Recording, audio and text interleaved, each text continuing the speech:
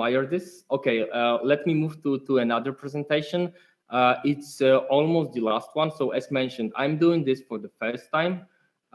Usually we were just taking the comments you gave us and moving on. But some of the comments I want to discuss publicly. So to remind, if you browse through inStreamly all chat, you can find like a week ago, Gosia shared the results of the surveys, so you can read it on your own. So first kind of feedback we've received, and I have problems with, is this kind of things like stop creating a cognitive dissonance, saying and pointing one of the things and doing the opposite, the other thing. Be more consistent between things we say and do, the other things. Take care of employees' opinion. And there are more of this. And the problem I have with this, that it is very difficult to understand this information. After all, we have good intentions. If we do the things described, we do not do it intuitively. If we do not get this feedback with concrete example, it is very difficult to implement. I basically can't do anything about this because I'm doing my best. So my request is, and this is a very serious request, and think for a while about this, please give such feedback directly to managers and founders with examples. So give us a chance to act. Don't assume that we don't want to. In truth, we see less than you think. I've been covering this problem that we see less than you think like 3 weeks ago. And it's still relevant.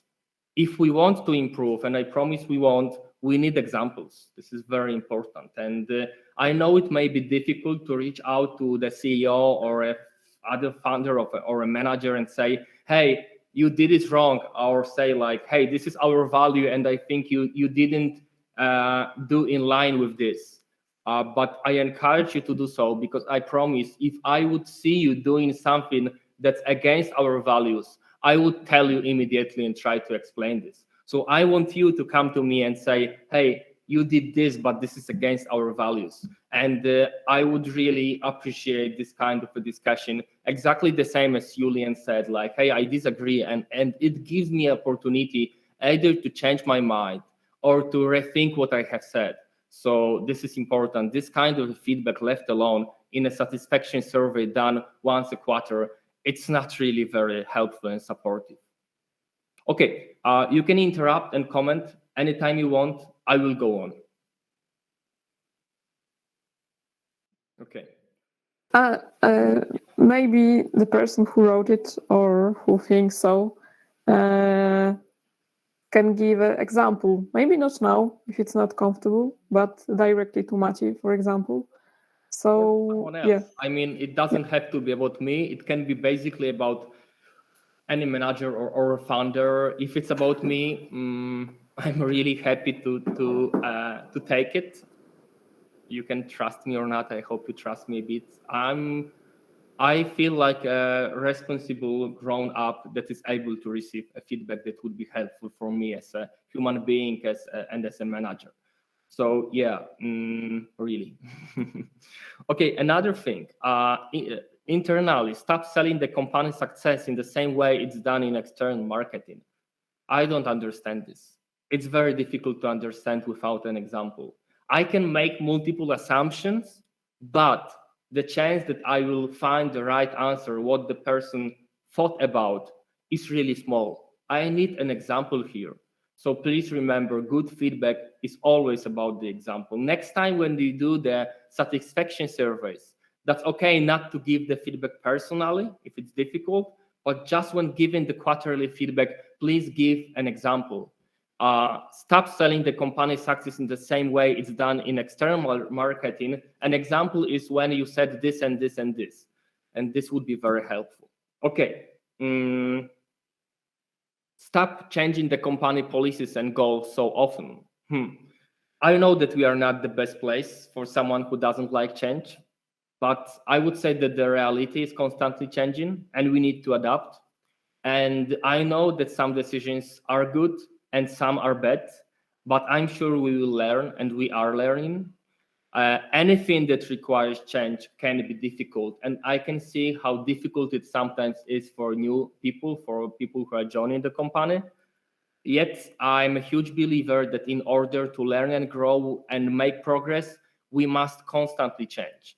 And when you really struggle with accepting a change maybe you are not supporting, my advice would be to ask a question: am I being open-minded or am I being resistant? Am I being open-minded?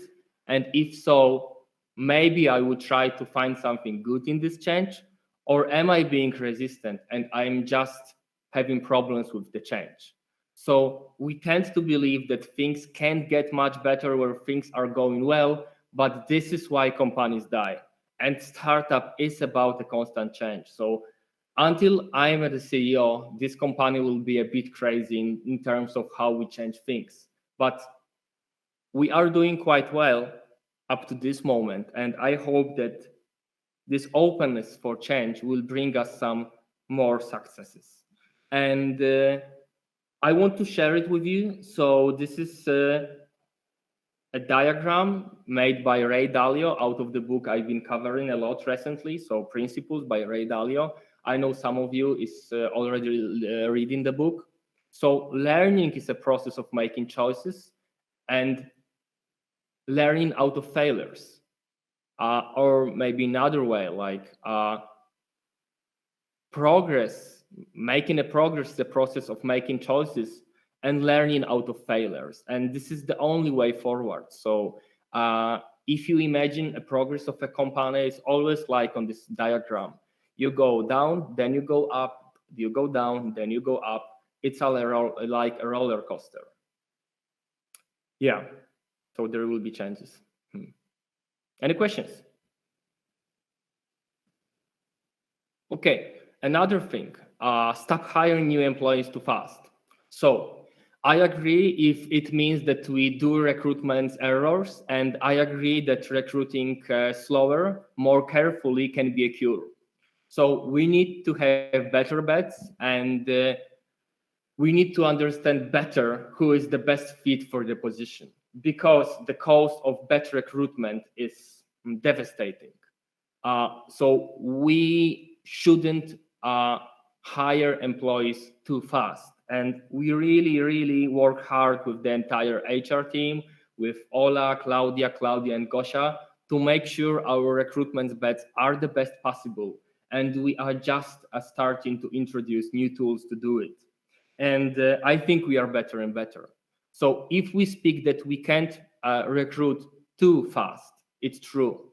But if we speak of the growth, if we speak that in general we shouldn't recruit that many people, well, I'm not in an agreement. We are a startup, and without a growth we die, and there is no growth without new people. So there will be more and more people coming. The more the company will be successful, the more people will come, and we need to accept this and find the best ways to find best people and to do the best onboarding we can. And by the way, I think the new onboarding is really a thing. Most of the feedback we receive is way more positive than the feedback we received previously. Yeah, so two ways of looking on this feedback. One option is I agree, the other option is I disagree. Okay, almost the last one. Start checking really what employees are doing. I have the impression that some people are not doing what they are supposed to do. This is tricky and interesting. So I'm not in agreement with this. And we are not going to check it. And this is why we have goals for which we hold ourselves accountable. The goals let me check the goals, not to check what the people are doing in this particular moment. So until I'm the CEO of the company, there won't be looking at hands of the particular employees, but there obviously will be double checking on the results of the work. And because there won't be looking on our hands, this is why it's so important to give ourselves feedback, to point out that something can be done differently. So if you feel like, oh, there is someone who's not doing what he's supposed to do, you can go inform the manager if something's wrong. You can go to that person and ask the question, hey man, are you sure this is the right thing to do? Please remember, things don't have to be what you think they are. They can be, but they don't have to be. Just check it, have a conversation. We are a team of grown-up people, we can speak with each other. And the last thing, and this may be tricky, pay more attention to the performance of individual employees and conduct more frequent evaluations. And yes, I'm in agreement.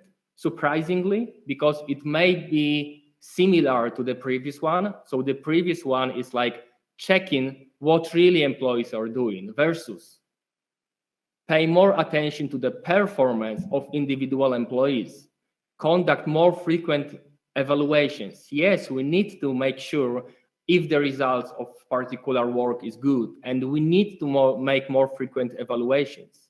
We want to have a clear goals for teams and employees. So these are metrics, and we want to measure these metrics better. And based on this evaluation, and based on the measures, on the metrics, the evaluation should be done more frequently. And this is why the next quarter, we start with career path program I've been talking about recently, and the feedback tool. And this is going to help us to understand the performance of individual employees and team better, and this will help us to conduct more frequent evaluations. Okay, this is not all the feedback that is really interesting and worth commenting that I found in the surveys.